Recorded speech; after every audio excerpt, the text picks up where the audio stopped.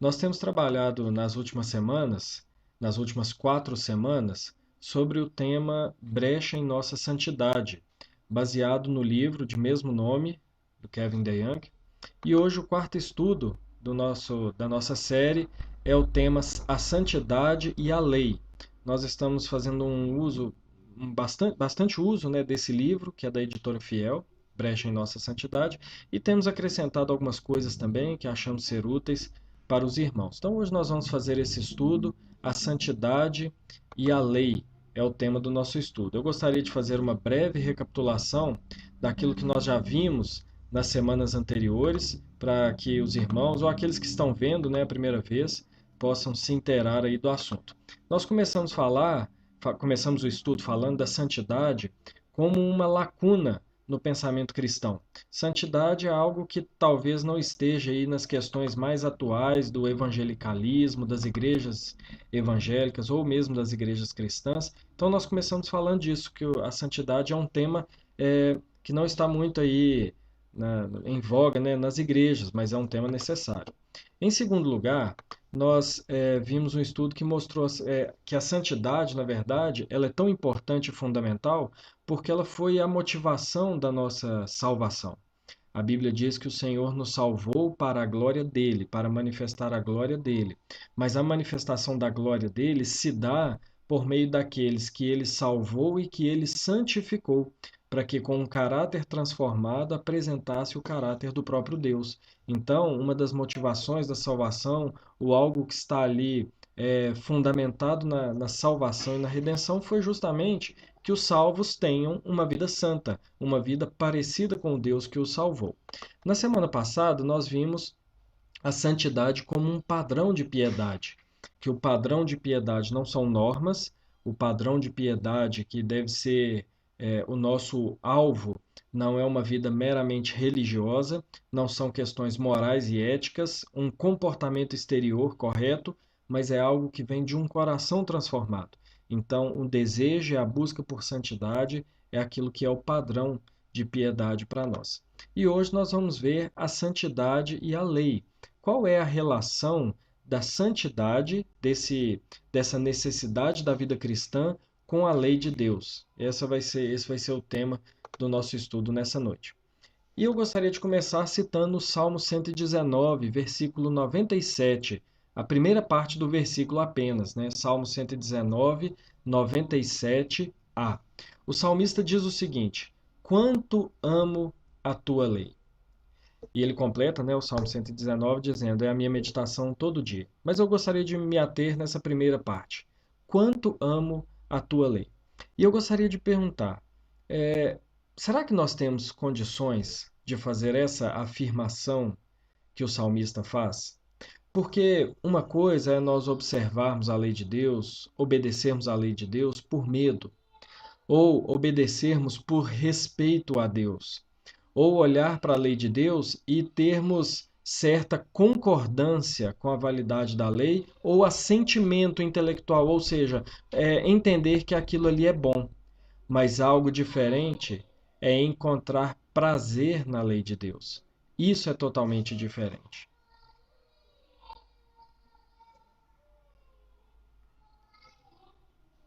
Irmãos, espera aí só um minuto.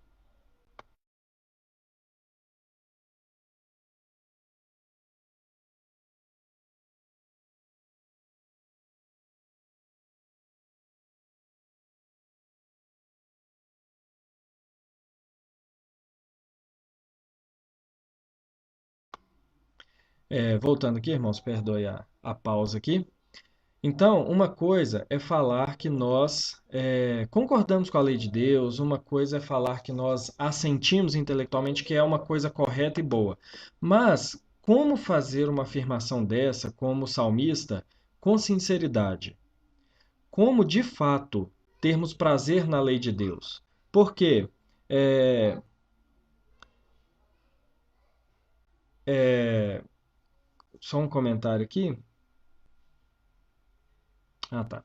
Não tem problema não, Mônica. Mônica colocou um comentário. Irmãos, então, como fazer essa afirmação com sinceridade de que nós amamos a lei de Deus? Porque esse termo lei, a nossa reação com a lei, normalmente ela já vem com um, um peso, assim, um jugo, né?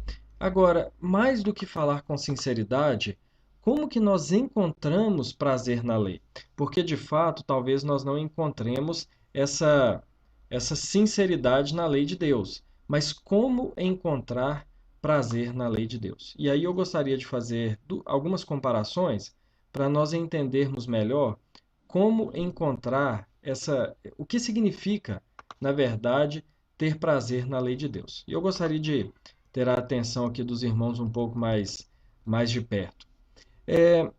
Imagina o seguinte: quem dirige, quem tem o hábito de dirigir numa estrada muito ruim, uma estrada de terra, muito esburacada, com muita vala. Imagina um carro, né? O carro está novo, o carro está bom, e você dirigindo numa estrada dessa.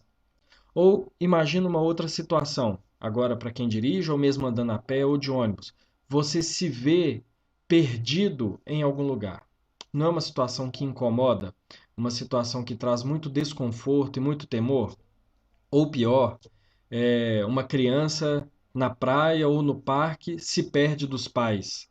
Ela não sabe onde estão os pais, ela fica olhando, muitos já passaram por isso, né? Ou o contrário, pais que por um minuto ali perdem os filhos, ou na praia, no parque, na rua, numa loja muito grande, olha, não encontra os filhos, não vê os filhos. É o tipo de situação que dá muito incômodo, que nos faz sofrer, nos dá muito temor. Agora, vamos imaginar a resolução dessas situações. Imagina que você está numa estrada de terra horrível e de repente chega o asfalto.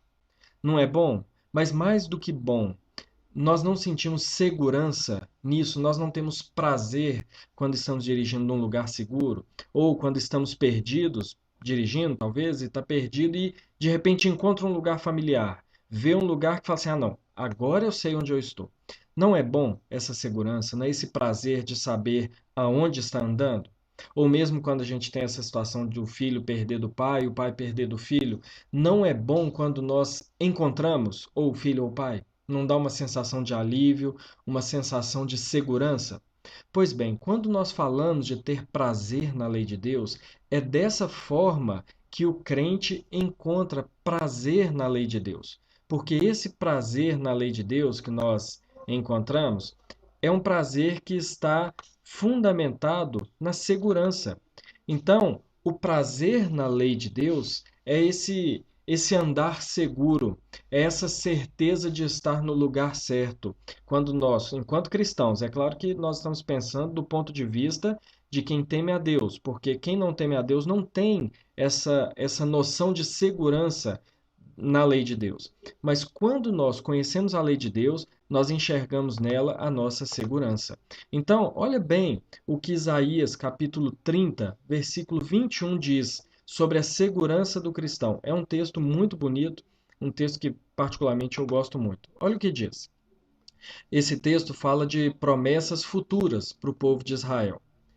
Quando te desviares para a direita e quando te desviares para a esquerda, os teus ouvidos ouvirão atrás de ti uma palavra dizendo: Este é o caminho, andai por ele.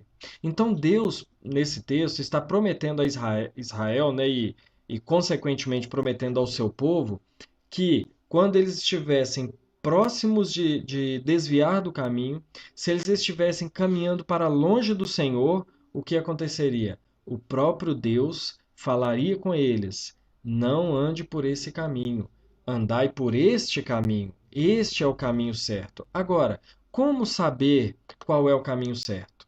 Como saber se nós estamos ouvindo a voz de Deus? Porque de repente estamos diante de uma situação em que nós estamos achando que estamos ouvindo a voz de Deus, quando na verdade estamos ouvindo a nossa própria.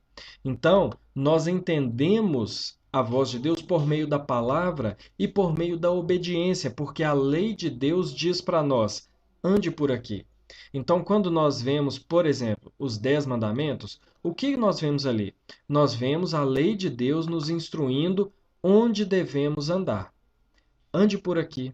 Ou mesmo quando Jesus, no Sermão do Monte, mais à frente, ali, mais ou menos na metade do Sermão do Monte, quando ele vai aplicar a lei de maneira correta, o que ele está dizendo é o que é melhor, qual o caminho melhor para se andar. Então ele diz: não ande nesse caminho de procurar a vingança, de odiar o seu inimigo.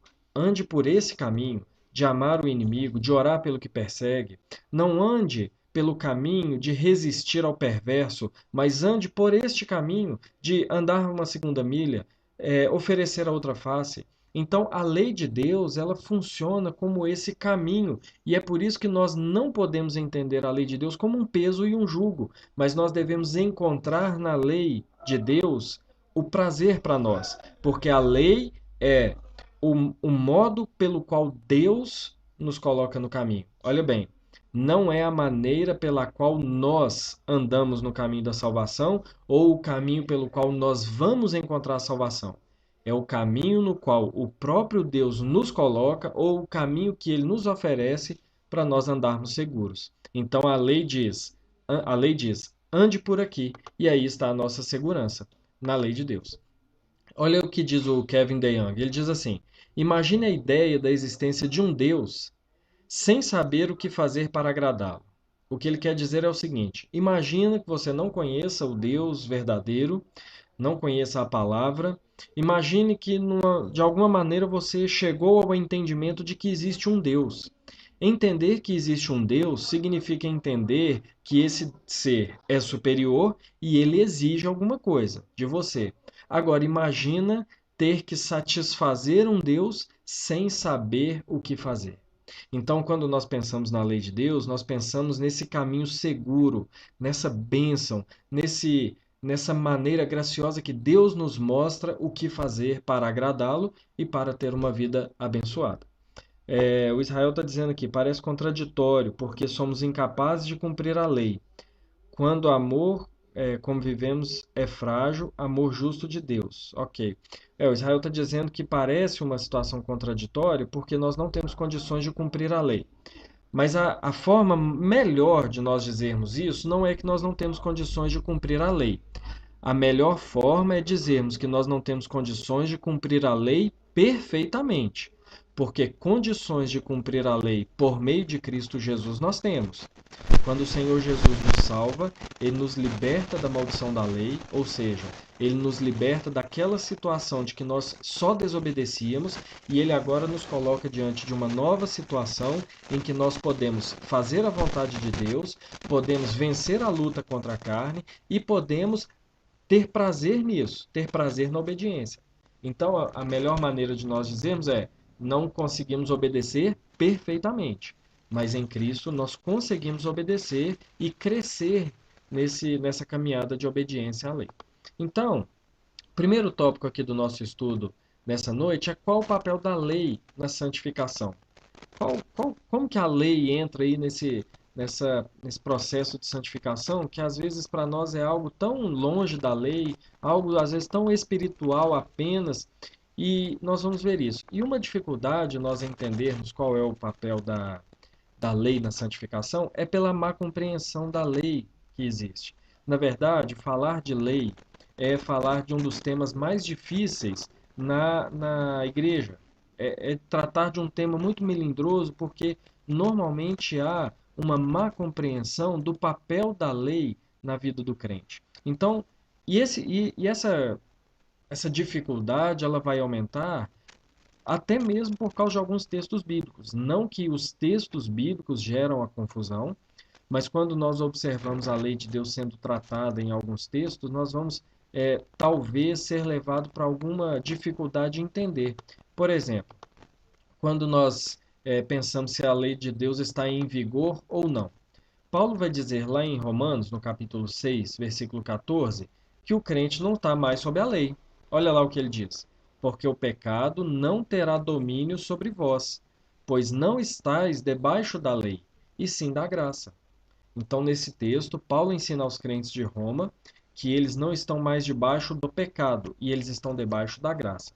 Esse texto é um texto clássico que, quando mal interpretado, vai servir de fundamento para uma vida licenciosa por parte dos ditos cristãos. Porque vão entender, bom, já que eu não estou debaixo da lei, eu não preciso cumprir nenhum preceito mais porque eu estou debaixo da graça. E a graça é esse guarda-chuva que abarca todos os meus atos, errados ou não. Mas será que é isso mesmo que o texto está dizendo?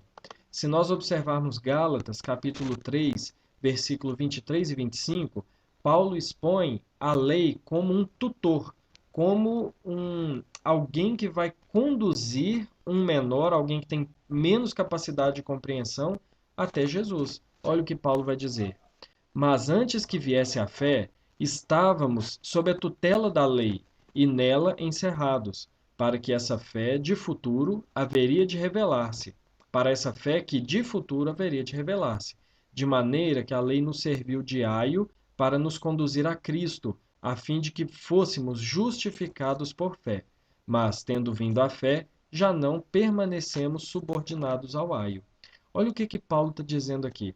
Paulo está dizendo, ele está usando aquilo que nós chamamos de um dos usos da lei, como nós vamos até falar um pouco mais à frente, mas o que ele está dizendo aqui é o seguinte: a lei ela serve para conduzir o homem a Cristo, porque a lei faz exigências, aí como Israel nos lembrou aqui, que são impossíveis de ser cumpridas, e quando nós nos deparamos com a nossa impossibilidade de cumprir a lei perfeitamente, e entendemos que Deus é um Deus santo e justo, que exige de nós perfeição, então o Evangelho vai ser a solução para nós, porque ele vai nos apresentar que Jesus é essa solução.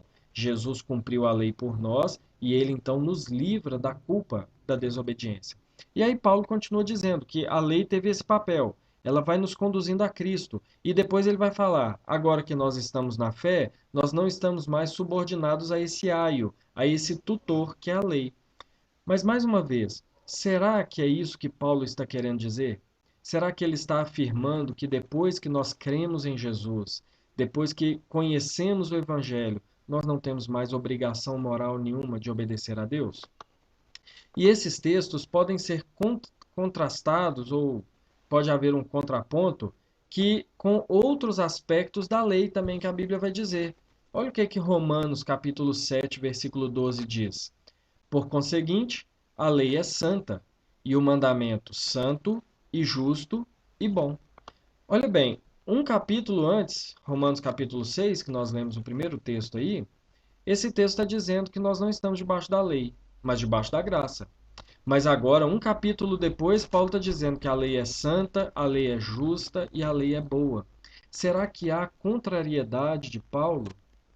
Ou, se nós formos para Tiago, capítulo 1, versículo 25, que é lei como obrigação do crente. Olha o que diz esse texto. Mas aquele que considera atentamente na lei perfeita, lei da liberdade, e nela persevera, não sendo ouvinte negligente, mas operoso e praticante, este será bem-aventurado no que realizar. Então, Tiago está colocando a obediência ao mandamento tanto como uma obrigação, quanto para um caminho de uma vida bem-aventurada. Então, aquele que atenta à lei, mas não é apenas um ouvinte negligente, mas é um praticante da lei. Então, quando nós contrastamos esses textos, nos dá a impressão de que há uma confusão aqui. Nós, às vezes, paramos para pensar se a lei é boa, se não é, se deve ser observada ou não. No entanto, não há confusão aqui. Na verdade, há talvez, né, uma aparente confusão. Talvez por um entendimento equivocado do que a lei, do que o texto está se referindo à lei. Por exemplo, Romanos está se referindo à lei de uma maneira diferente do que ele faz em Romanos 7. Quando ele fala em Romanos 6, ele está falando daquele julgo condenatório da lei.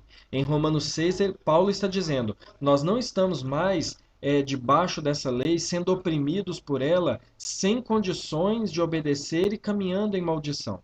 Não, nós estamos debaixo da graça de Deus, ou seja, estamos livres do peso, da maldição da lei. Tanto que no capítulo seguinte, versículo 7, quando ele diz a lei é santa e justa e boa, ele está justamente mostrando que originalmente ou nos seus princípios a lei é boa e deve ser observada. Então, a lei, quando nós vemos na Bíblia esse termo, pode estar falando de todo o Antigo Testamento, pode estar falando só do Pentateuco, dos 5 primeiros livros da Bíblia, pode estar falando só da lei mosaica, pode estar falando da condenação da lei e não da lei em si mesmo. pode estar falando da maldição da lei e não da lei em si mesmo. Então, quando nós observamos o contexto, nós vamos ver que Romanos 6, Paulo está falando da maldição da lei, aquele peso que a lei coloca sobre o homem, o deixando de mãos amarradas sem conseguir obedecer. Desse nós estamos livres mesmo. Gálatas capítulo 3, com a lei como um tutor, é mais ou menos a mesma ideia, porque Paulo ali em Gálatas está rebatendo os judaizantes, né? Aqueles homens que diziam que para ser salvo não era suficiente a fé, era a fé mais o cumprimento da lei. E Paulo vai dizer o seguinte: não, a lei tem essa função de nos levar a Cristo para a salvação, e depois que eu creio e eu estou salvo, a lei não tem essa função mais. Agora ela vai ter uma outra função. Então, Romanos 7 e Tiago 1 vai nos colocar nesse entendimento de que a lei é boa para a santificação. Então, quando nós pensamos na lei, nós não estamos falando de maneira contraditória. É porque, ora, a Bíblia fala da condenação, da culpa e do peso da lei, e ora está falando dela como uma coisa boa, como algo que deve ser observado.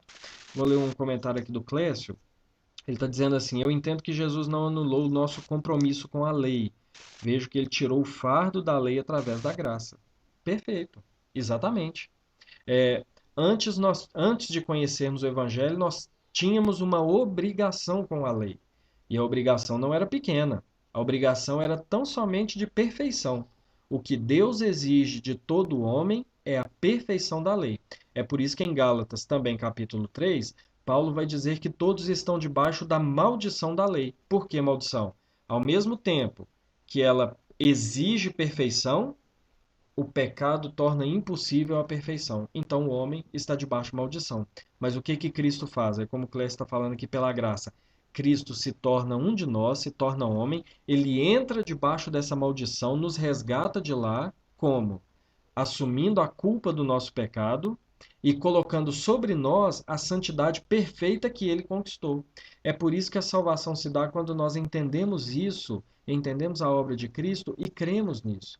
Porque é só por meio da fé que nós somos salvos e não por obediência de lei, justamente porque nós não temos condição. Então, de fato, a lei não foi anulada, a maldição da lei foi anulada, o peso, o fardo da lei foi anulado, mas o caminho que a lei coloca diante de nós, ele não foi anulado e nós veremos aqui por quê.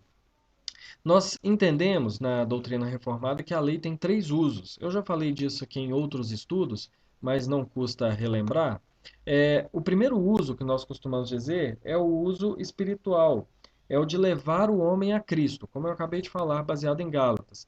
A lei coloca um peso tão grande sobre o homem que quando ele entende o evangelho, ele entende justamente que ele está numa situação ruim com Deus. Então ele entende que Cristo é essa solução para ele. O segundo uso da lei é para refrear o pecado, para conter o pecado. Então, quando nós olhamos a lei no Antigo Testamento, no povo de Israel, a lei tinha o objetivo maior, que era levar ao entendimento da necessidade do Salvador, mas tinha também a ideia de refrear o mal. Tanto que várias vezes a lei de Deus vai falar no Antigo Testamento assim: para que se retire o mal do meio do meu povo. Quem fizer isso vai ser eliminado para que se retire o mal do meio do meu povo. E nós temos o terceiro uso da lei, que algumas igrejas não vão concordar que esse é um dos usos da lei, ou até mesmo alguns cristãos dentro das nossas igrejas mesmo, reformadas, mas a lei ela tem esse papel de conduzir a vida cristã. Então, o que acontece é o seguinte: a lei me joga para Cristo, a lei me aponta para Cristo. Você precisa de Cristo, você não vai obedecer sozinho. E eu conheço então o Evangelho e creio em Jesus. E quando isso acontece, eu sou jogado de volta para a lei, mas agora em uma outra situação, não debaixo de maldição, mas tendo possibilidade de obedecer. Então, a lei tem esse papel muito importante na nossa santidade. Nós temos que observar a lei e entender que ela é a vontade de Deus para nós, de maneira direta ou de maneira indireta. Quando eu falo de maneira direta ou de maneira indireta, o que eu quero dizer com isso? Porque nós temos algumas diferenças na lei no Antigo Testamento e que quem conhece um pouco, mínimo até de Bíblia, sabe que existem leis que são muito diferentes. Nós temos os 10 mandamentos, que não há nenhuma impossibilidade de nós cumprirmos os 10 mandamentos em qualquer cultura. não ter outros deuses, não fazer imagem de escultura, não levar o nome do Senhor em vão, guardar o dia santo, honrar pai e mãe e por aí vai. Só que nós temos algumas leis que vão falar sobre sacrifício, sobre o templo, sobre as festas, sobre todas essas coisas. E nós sabemos que essas leis nós não aplicamos mais da mesma maneira que era no Antigo Testamento. Então, são formas diretas e indiretas de nós conhecermos a vontade de Deus. Quando eu olho para o quinto mandamento e vejo honrar pai e mãe, eu entendo que diretamente aquele texto está falando comigo. A vontade de Deus está sendo manifesta de forma direta. Eu devo honrar os que estão acima de mim, que são autoridade sobre mim. Agora, quando eu vejo a lei dizendo que somente o sumo sacerdote podia entrar no templo, aquilo requer algo indireto de minha parte. Porque agora eu vou entender que para ter comunhão com Deus, eu só posso ter essa comunhão por meio do sumo sacerdote que é Jesus. Então, ainda é uma exigência, porque eu só posso chegar diante de Deus por meio de Cristo, mas é uma exigência agora indireta, não é direta como os 10 mandamentos. Então, toda lei que nós observamos no Antigo Testamento, não que nós tenhamos que aplicá-la da mesma forma hoje, mas elas têm um princípio que continua sendo observado apontando para Cristo. Então, nós, primeira coisa, né, como é o tema desse tópico, que é a lei e a santificação, precisamos entender que a santificação que é necessário à vida cristã, ela passa pela lei, pelo conhecimento e pela observância da lei. Sabendo disso, nós podemos fazer a seguinte questão, então. Há graça, então, na lei? Quando eu falo de graça, o que eu estou querendo dizer? Será que a lei dá de alguma maneira para demonstrar a graça de Deus? Ou, falando de outra forma, será que por observar a lei eu posso conhecer a graça? Ou será que essas coisas são opostas entre si? Então, o segundo ponto nosso é a lei e o evangelho. Como se dá essa relação da lei com o evangelho? Por que é tão importante entendermos isso? Porque há o risco de nós afirmarmos, quando nós falamos, lembrando o Salmo 119, que nós lemos aqui no início de tudo, há o risco, talvez, de nós afirmarmos que falar que amar a lei é legalismo e é contra o Evangelho. Talvez nós possamos erroneamente afirmar que amar a lei significa diminuir a importância do Evangelho. Talvez alguns possam entender que amar a lei significa até quebrar um pouco a veracidade do Evangelho. No entanto, o que acontece é que nós devemos amar a lei em resposta ao Evangelho e não contrário ao Evangelho. Então, será que há o risco de negar o Evangelho pela lei? Primeiro, lei e evangelho não são opostos. Eles não estão em uma posição de antagonismo um com o outro. Não significa que um está caminhando na direção oposta do outro. Ao contrário, a obediência é resultado do evangelho. Deixa eu explicar uma coisa. Nós fomos criados para obedecer a Deus. Existe um livro e ele propõe um quadro para nós que sempre me ajuda a entender isso. E eu creio que pode nos ajudar também. Tem um livro que chama Pregando toda a Bíblia como Escritura Cristã, que o autor vai mostrar o que significa povo de Deus. Ele vai dizer que Deus sempre quis ter um povo para si. Então foi por isso que ele criou o homem e foi por isso que ele salvou o homem depois de cair em pecado. Então, o que significa ter um povo? E para nós, o que significa sermos povo de Deus? Povo de Deus é quem tem comunhão com Deus, que vive no lugar dado por Deus, criado por Deus, debaixo da lei de Deus. Então, essas três coisas. Povo de Deus é o povo que vive em comunhão com Deus, no lugar dado por Deus, debaixo da lei de Deus. Foi assim que Adão viveu até pecar. Ele foi criado por Deus, ele vivia em comunhão com Deus, a Bíblia diz que ele tinha comunhão com Deus. Ele estava no lugar criado por Deus, ele habitava o jardim criado por Deus, e ele vivia sob a lei de Deus. Ele vivia em obediência. Quando Adão peca, acabou o povo de Deus naquele momento. Acabou o povo de Deus. Perdeu-se a comunhão com Deus, ele foi expulso do jardim e virou rebelde contra a lei de Deus. Toda a humanidade. Mas Deus sempre vai prometendo que ele teria um povo para si. Então ele chama Abraão e faz da descendência de Abraão seu povo, que é o povo de Israel. Como que Israel se tornou o povo de Deus, por exemplo, quando ele entrou em Canaã? Ele tinha comunhão com Deus por meio dos sacerdotes, dos sacrifícios, aquilo era comunhão com Deus. Ele estava na terra prometida por Deus e ele vivia debaixo da lei de Deus. Olha bem, tá aí de novo.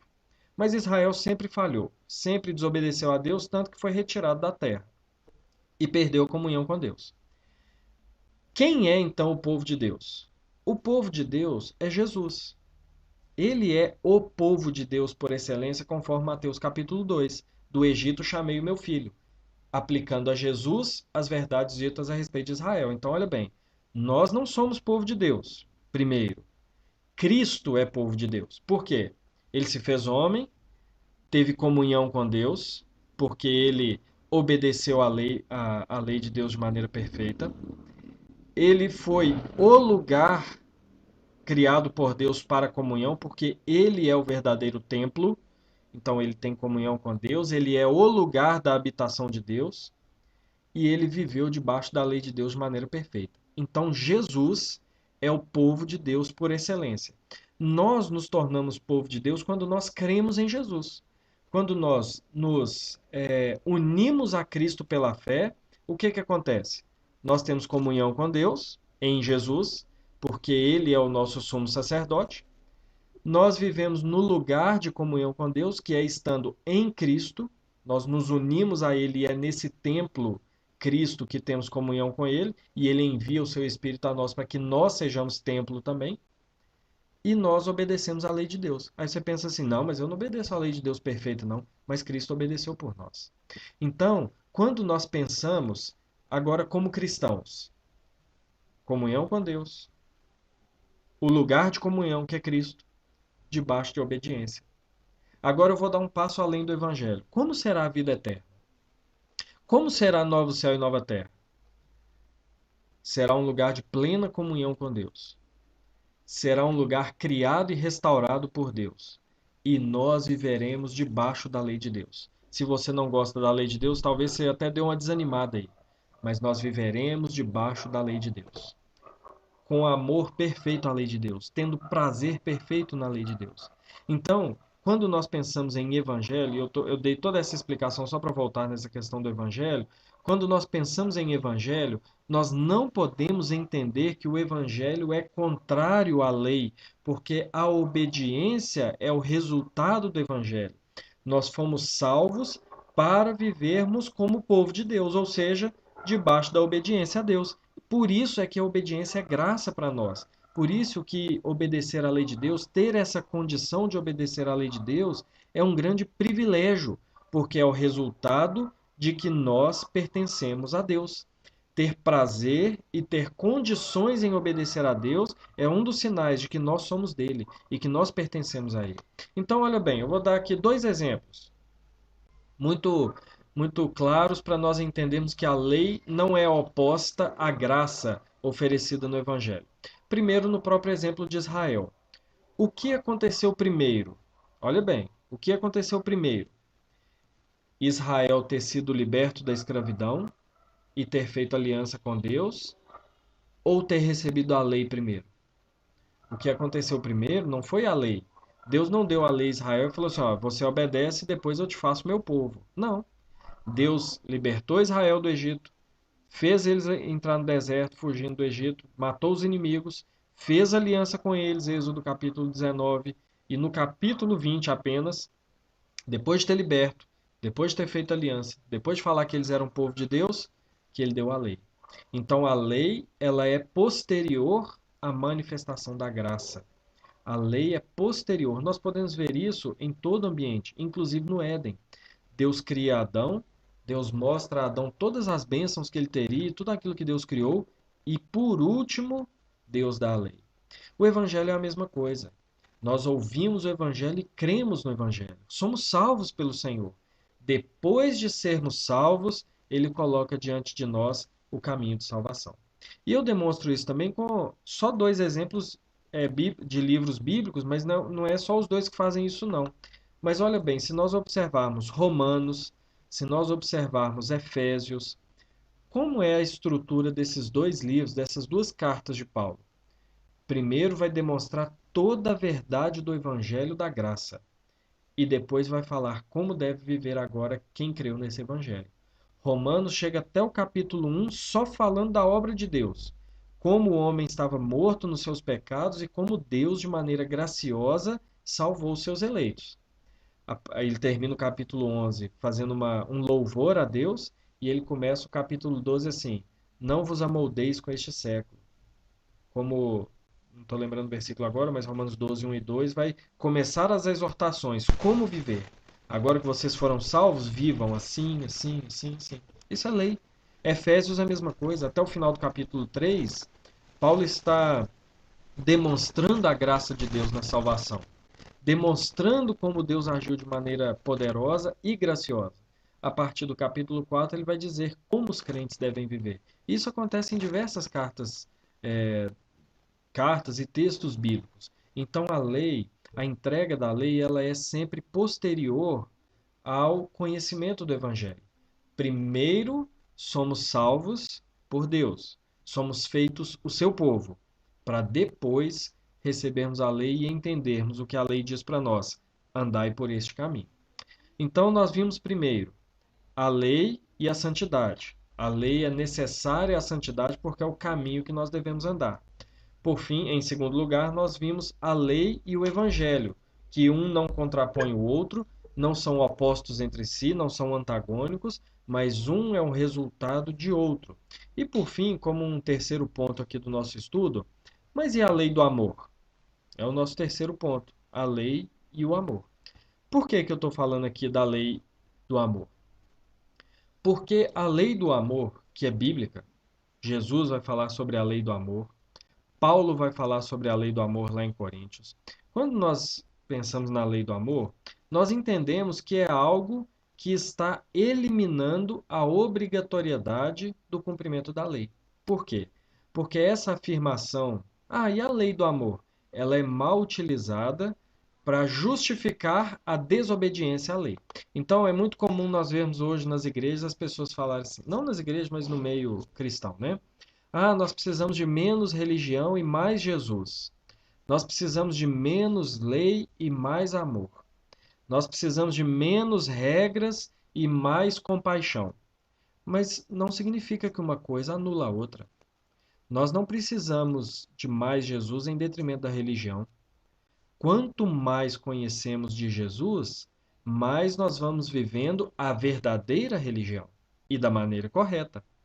Quanto mais eu amo a Deus e mais eu amo o próximo, mais eu estou cumprindo a lei. Então, as coisas não são opostas entre si.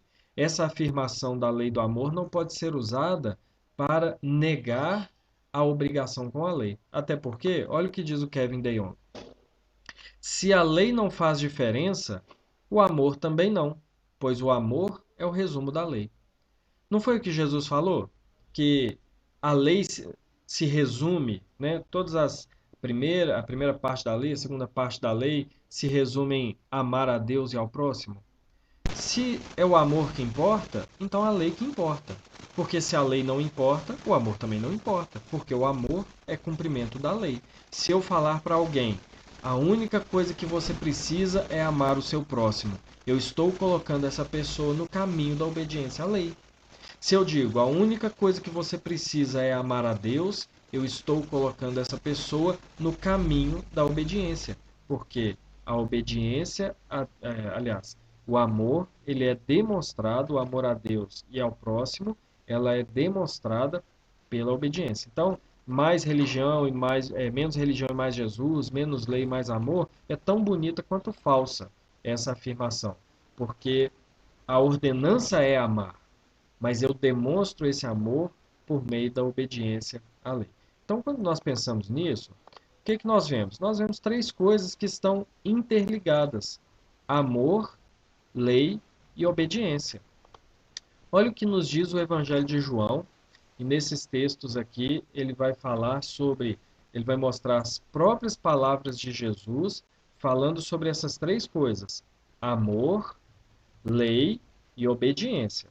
Então vamos ver o que Jesus diz. Em João capítulo 14, no versículo 15, ele vai dizer: Se me amais, guardareis os meus mandamentos. Então olha bem, o que Jesus está querendo dizer? Mais claro que isso, impossível. Se vocês me amam, vocês vão guardar os meus mandamentos.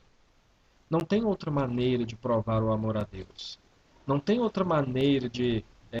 Às vezes as pessoas usam algumas afirmações genéricas para dizer que amam a Deus ou amam a Jesus, mas que passam longe da obediência. É como um filho ao pai. Um filho que diz para o pai que ama ele de maneira sincera, mas é um filho rebelde, ele não ama o pai.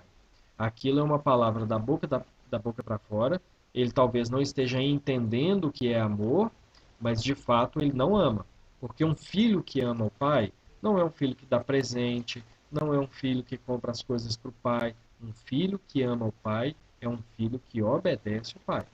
Assim também é a relação com o nosso Senhor. Se nós amamos ao Senhor Jesus, nós obedecemos as palavras de Jesus. Não tem como falar que amamos a Ele desobedecendo os seus mandamentos. Então, para começar, no capítulo 14 de João, versículo 15, Jesus diz: Se me amais, guardareis os meus mandamentos. Mas ele disse mais. Logo no versículo 21 do mesmo capítulo, ele disse o seguinte: Aquele que tem os meus mandamentos e os guarda, esse é o que me ama. Ou seja, ele está fazendo uma comparação, ainda que está deixando a segunda parte da comparação oculta. Ele está dizendo: aquele que tem os meus mandamentos e os guarda, os observa, os cumpre, porque guardar aqui não é simplesmente ter dentro, mas é viver sobre eles. Aquele que tem e guarda os meus mandamentos é esse que me ama. Ou seja, quem não faz isso, não me ama. Quem não guarda os meus mandamentos, quem não observa os meus mandamentos, não me ama.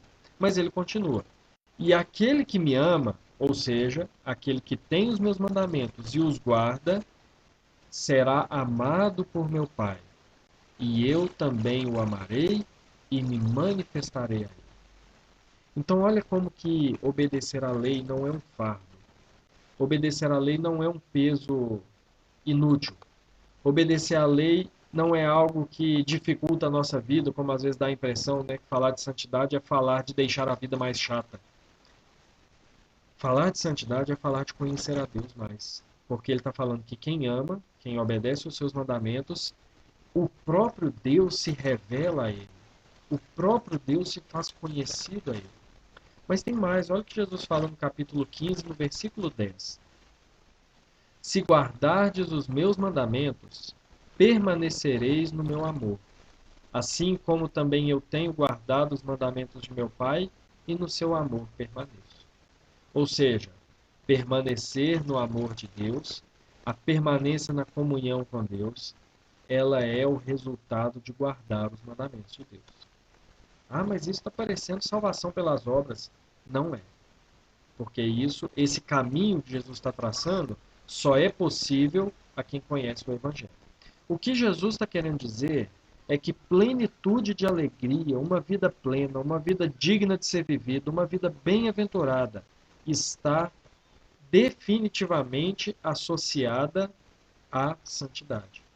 Quando eu procuro a santidade, quando eu procuro viver uma vida que agrada a Deus, quando eu procuro uma vida de obediência aos seus mandamentos, quando eu procuro uma vida de zelo diante da palavra, o que acontece comigo é conhecer mais a Deus e ter uma vida plena.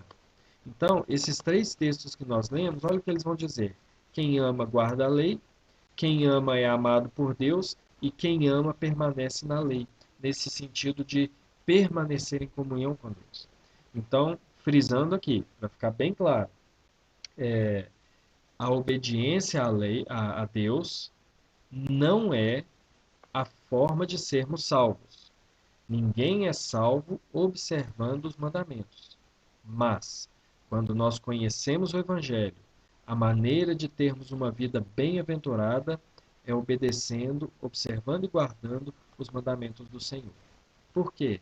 porque essa é a vida que ele coloca diante de nós.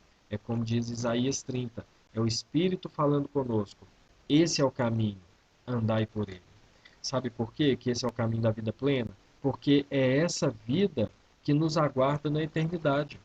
É essa vida que está nos esperando quando nós fecharmos os olhos nessa vida, nesse mundo aqui, e abrirmos no outro, ou quando o Senhor Jesus voltar. É uma vida de perfeita santidade que está nos aguardando. Então, nós precisamos começar a ter prazer na lei aqui, e não termos somente, não vivermos como se a lei não fosse importante para nós. Então, a lei do amor, ela é o cumprimento da lei. Ela é a vontade de Deus sendo manifesta e sendo cumprida pelos seus filhos. Então, dessa maneira, de forma negativa que eu quero dizer é o seguinte: se nós mostramos o amor a Deus, obedecendo às suas leis, odiar os mandamentos de Deus é obedecer, é odiar a Deus. Porque se eu odeio os mandamentos, eu odeio a santidade que é resultado deles. Se eu odeio a santidade que é resultado deles, eu odeio a Deus. Porque Deus é santo. Eu já falei várias vezes nos estudos, nos sermões, que a lei de Deus, ela é o reflexo de quem Deus é. Quanto mais eu observo a lei, quanto mais eu cumpro a lei de Deus, mais eu vou ficando parecido com Ele. Porque é aquilo que Ele é. É a revelação do seu caráter. Então, se eu odeio uma vida de santidade, se eu não tenho prazer numa vida de santidade, se eu tenho horror à lei de Deus, eu não amo a Deus, porque é isso que ele é. Esse é o caráter dele. É por isso que a Bíblia fala tão bem da lei de Deus. Se nós lembrarmos aqui de Salmo capítulo 1, a abertura dos Salmos, como diz lá? Bem-aventurado o homem que não anda no conselho dos ímpios, não se detém no caminho dos pecadores, nem se assenta na roda dos escarnecedores. Mas qual é o passo seguinte? Antes, o seu prazer está na lei do Senhor, e na sua lei medita de dia e de noite. Então, o prazer de uma pessoa bem-aventurada é a lei de Deus, é meditar na lei de Deus, é conhecer a lei de Deus, é observar a lei de Deus.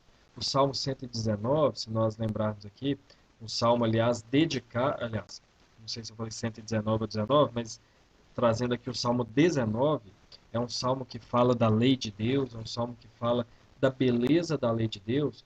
O Salmo 19, lá no versículo 10, nós até cantamos esse salmo, né, na igreja, mas o versículo 10, ele vai caminhar na contramão do que nós caminhamos muitas vezes. Nós vemos a lei de Deus como coisas pesadas, ruins, mas o Salmo 19:10 diz assim, sobre a lei de Deus: são mais desejáveis do que o ouro, do que muito ouro depurado, e são mais doces do que o mel e o destilar dos favos. É a lei de Deus para aquele que ama a lei de Deus. Então, para quem ama o pecado, a lei de Deus é um fardo mesmo. Mas para quem ama a Deus, obedecer à lei, conseguir vencer o pecado, conseguir andar longe do pecado é um prazer, é algo valiosíssimo.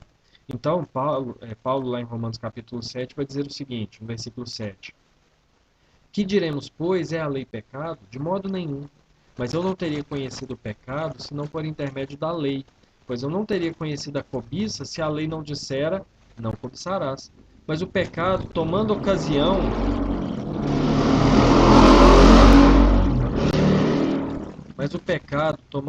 pelo mandamento, despertou em mim toda sorte de cobiça, porque sem lei está morto o pecado.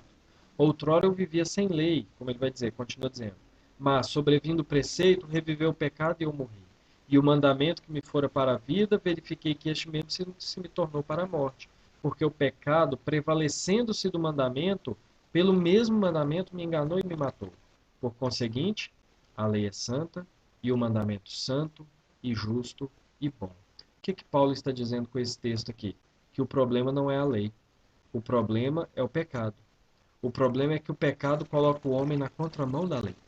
Mas quando o homem é salvo por Jesus, é salvo pelo Evangelho, ele passa a ter prazer no pecado, desejar a justiça e a santidade do pecado. Então, quando nós observamos a lei de Deus, nós entendemos que ela não é um contraponto do amor. E ela não é algo que só serve para levar o evangelho, mas ela é algo que serve também para os crentes. Aliás, tem uma confissão de fé que é chamada de Fórmula de Concórdia, é uma confissão de fé luterana, e ela diz assim, não atual, né, antiga, mas ela diz assim: cremos, ensinamos e confessamos que a pregação da lei deve ser instada com diligência não apenas para o incrédulo e impenitente, mas também sobre os verdadeiros crentes que são verdadeiramente convertidos, regenerados e justificados pela fé. Ou seja, a fórmula de concórdia, ela vai dizer, essa confissão de fé luterana, ela vai dizer que a lei ela não serve só para o ímpio. Ao contrário, o cristão, aquele que verdadeiramente nasceu de novo, também deve ouvir constantemente a lei de Deus. Caminhando aqui para o nosso final, deixa eu só responder que o Israel está dizendo: podemos fazer alguma comparação de 1 Coríntios 13, a lei de Deus é amor? Deixa eu pensar, Israel ali, 1 Coríntios 13 é aquele texto conhecido, né? É, ainda que eu fale a língua dos homens e dos anjos, se eu não tiver amor, serei como o bronze que sou e tal. Ali, de fato, está mostrando que a motivação de fazer todas as coisas deve ser o amor a Deus. Se nós voltarmos um pouquinho no contexto de 1 Coríntios 13, qual que é o contexto ali? Os irmãos estavam procurando coisas externas, os irmãos lá de Corinto estavam procurando coisas, manifestações visíveis, para demonstrar uma pseudo-espiritualidade. Eles queriam demonstrar através de coisas externas, línguas, dons, profecias, várias coisas, que um era mais espiritual do que o outro. O que Paulo está dizendo é o seguinte: se essas coisas, se todas as coisas que vocês fizerem não for baseado no amor a Deus e no amor ao próximo, de nada vale. Se tudo que vocês fizerem não for por amor ao irmão e por amor a Deus, de nada vale isso que vocês estão fazendo. Então, o que ele está dizendo é que não está desassociado da lei de Deus, é que o que nos motiva a obedecer é o amor a Deus e o amor ao próximo. Esse era o problema que Jesus mostra ali da observância da lei pelos fariseus. Porque eles observavam a lei de maneira externa para mostrar uma religiosidade, mas que não era baseada ou fundamentada pelo amor a Deus e amor ao próximo. Era por amor a eles mesmos. Eles queriam demonstrar uma vida piedosa que eles, na verdade, não tinham. Então, o que Jesus mostra ali é que eles deveriam obedecer à lei de Deus, motivados por amor a Deus e amor ao próximo. O princípio é o mesmo que Paulo trata em Coríntio, ainda que ali ele não está falando da aplicação da lei de maneira direta, mas do exercício dos dons, mas o princípio é o mesmo. Aquilo que os cristãos fazem, eles devem fazer motivado pelo amor a Deus e pelo amor ao próximo. Então, a questão ali naquele texto pode sim haver essa ligação sim, de fazer motivado pelo amor. Então, irmãos, nós estamos aqui caminhando para a nossa conclusão. Então, conclusão, a lei e o pecador. O que eu estou querendo dizer aqui nessa conclusão como a lei e o pecador?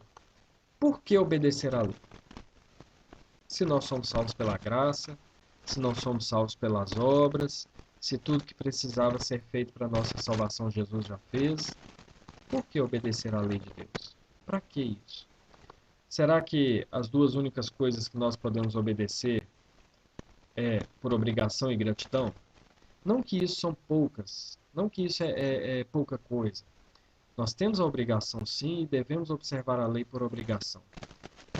Nós temos gratidão no nosso coração a Deus sim, e devemos ser santos por gratidão a Deus. Mas não são só esses motivos, porque se nós observarmos que tudo que devemos fazer por obrigação, a nossa vida cristã vai ser horrível. E se nós entendermos que tudo que devemos fazer por gratidão, não é uma coisa ruim, mas nós vamos perder também várias outras aplicações de uma vida santa. Eu vou tentar obedecer e eu vou tentar fazer a vontade de Deus, tão somente como uma resposta àquilo que Deus fez por mim em Cristo, mas sem entender aquilo que vai acontecer em mim ou que pode mudar na minha vida no momento em que eu obedeço a Deus. Então, existem muitas motivações pelas quais nós obedecemos a Deus. Nós procuramos uma vida santa. E eu vou dar aqui apenas 3 exemplos, mas os exemplos são muitos. Por exemplo, por uma vida santa, eu posso encontrar auxílio na fraqueza. Olha o que Paulo diz no capítulo 5 de Efésios, versículo 2. Ele está colocando diante de nós uma obrigação nossa, que devemos fazer. E devemos fazer porque Deus nos salvou, por gratidão. Tudo bem, mas não é só isso. Eu ainda posso encontrar outras bênçãos ao observar a lei de Deus. Olha lá em Efésios. E andai em amor, como também Cristo nos amou e se entregou a si mesmo por nós, como oferta e sacrifício a Deus em aroma suave. Então, olha bem, o que Paulo está dizendo é o seguinte: vocês precisam amar uns aos outros. Vocês precisam amar ao irmão. Vocês precisam viver dessa maneira. Mas o que Paulo vai colocar depois, meus irmãos, é muita demonstração de graça de Deus a nós. Por quê? Ele vai dizer assim: vocês têm que viver isso, mas vocês não estão sozinhos, não. Porque Jesus fez isso também. Jesus trilhou esse caminho. Ele amou de maneira sacrificial, ele se entregou por nós, ou seja, nós podemos fazer isso também. Ele é o nosso exemplo, ele é aquilo que trilhou esse caminho e nos chama para trilhar também. Então, quando nós nos dedicamos a obedecer nesse ponto específico, andar como Jesus andou, eu tenho o próprio Cristo como auxílio na minha fraqueza. Eu observo que a vida cristã é difícil de andar em comunhão com o irmão, de amar o irmão, mas eu olho para Cristo e eu vejo, Cristo fez, então ele me capacita a fazer também. Então não é simplesmente obrigação e nem gratidão. Não que isso seja pouco, mas não é só isso. É auxílio na fraqueza. A santidade vai me fortalecer na fé. Por exemplo, se nós observarmos 2 Pedro, capítulo 1, versículo 10, olha o que diz. Por isso, irmãos, procurai com diligência cada vez maior confirmar a vossa vocação e a vossa eleição. Parando aqui um pouco. Confirmar a vossa eleição e vocação, no contexto todo, é por meio de uma vida santa. Ele diz assim, olha, vocês têm que observar a vida de vocês, viver uma vida santa, para ter certeza de que vocês são chamados e salvos. Aí olha como ele continua. Porquanto, procedendo assim, não tropeçareis em tempo algum. Não é então simplesmente buscar uma confirmação, é ter a vida espiritual fortalecida. Então, buscar uma vida santa não é buscar algo só por obrigação, por gratidão, coisas que estão fora de mim, mas é encontrar uma transformação de vida, encontrar força espiritual, é amadurecer espiritualmente. Ou nós podemos olhar para a própria segunda carta de Pedro, no capítulo 3, versículos 11 e 12. Olha o que ele vai dizer. Visto que todas essas coisas hão de ser assim desfeitas, ele está falando no juízo, deveis ser tais como os que vivem em santo procedimento e piedade, esperando e apressando a vinda do dia do Senhor, por causa do qual os céus incendiados serão desfeitos e os elementos abrasados se derreterão. Esse texto está falando da vinda de Cristo, da purificação dos céus e da terra. Então ele está dizendo que quando se vive uma vida santa, se cria uma expectativa maior para a vinda de Deus, para a vinda de Jesus. O que ele está querendo dizer é que a santidade não é só algo, eu tenho que viver uma vida santa porque eu sou crente. Não. Quanto mais eu vivo uma vida santa, mais eu anseio pela vinda de Jesus, mais eu tenho expectativa pela volta de Jesus, mais eu anseio por viver uma vida nesse novo céu e nova terra. Por quê? Porque eu vou viver em plena santidade. Como eu encontro prazer numa vida santa aqui, eu tenho a expectativa de uma vida ainda mais prazerosa no novo céu e nova terra. E se nós pudéssemos observar muitas outras motivações, esses 3 textos que eu trouxe aqui são só exemplos. Porque, por exemplo, nós poderíamos olhar que é dever andar em santidade, que Deus sabe e tudo sabe e tudo vê, então eu tenho que viver de maneira santa, é correta, é para o meu bem, é um exemplo de Deus, é um exemplo de Cristo, é segurança para o crente, é a maneira de ser, é uma maneira eficaz de ser cristão, é esperar a volta de Cristo, é viver tendo o mundo não como nosso lar, mas a expectativa do céu, é a maneira de ganhar o nosso próximo, é para elevar a nossa nação, é para o bem público, é para o bem das nossas orações, é para entender a futilidade do pecado, a tolice do pecado, a promessa da graça futura. Então, nós poderíamos aqui mostrar inúmeras, centenas de motivações para uma vida santa baseada nas Escrituras. Só para nós entendermos que ter uma vida santa é bênção para nós. Então, quando nós entendemos a nossa salvação, quando nós entendemos aquilo que Cristo fez por nós, nós entendemos que viver uma vida santa não é um peso. Quando nós entendemos todo o resultado da lei de Deus, nós vamos entender que ela não é um fardo, mas ela é bênção para nós. Lembrando de Isaías capítulo 30, versículo 12. Quando nós somos colocados por Deus, por meio de Jesus Cristo, nesse caminho, a lei de Deus diz para nós, quando nós estamos nos desviando, não ande por aí, o caminho é aqui, andai por ele. Isso é bênção, meus irmãos. Isso é graça para nós. Então não podemos de maneira alguma olhar a lei de Deus como um peso, um fardo, uma coisa difícil e ruim. Nós devemos olhar como Deus, como um Pai gracioso, mostrando para nós a vontade dele, mostrando para nós o que ele quer de nós, mostrando onde devemos pisar, como devemos andar, para termos uma vida bem-aventurada e uma vida abençoada.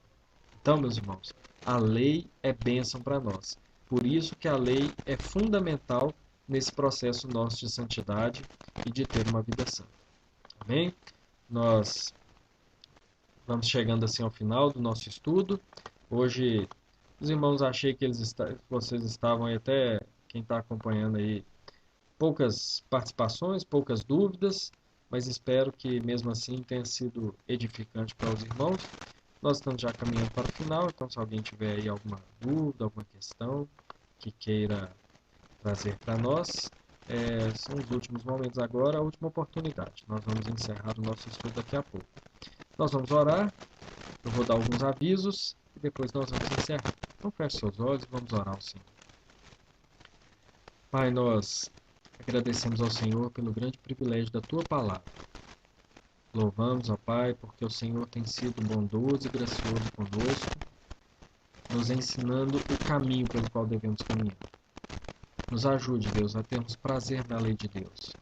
Nos ajude, ó Deus, a sermos transformados a ponto de desejar ansiosamente obedecer ao Senhor. Nos abençoe, ó Deus, para que não busquemos na lei a salvação, mas encontremos a salvação em Cristo Jesus e encontremos o prazer de andar na lei do Senhor. Abençoe cada um dos meus irmãos que está assistindo o estudo. Que o Senhor nos abençoe e nos fortaleça como teu povo para viver para o Senhor. É a nossa oração em nome de Jesus. Amém.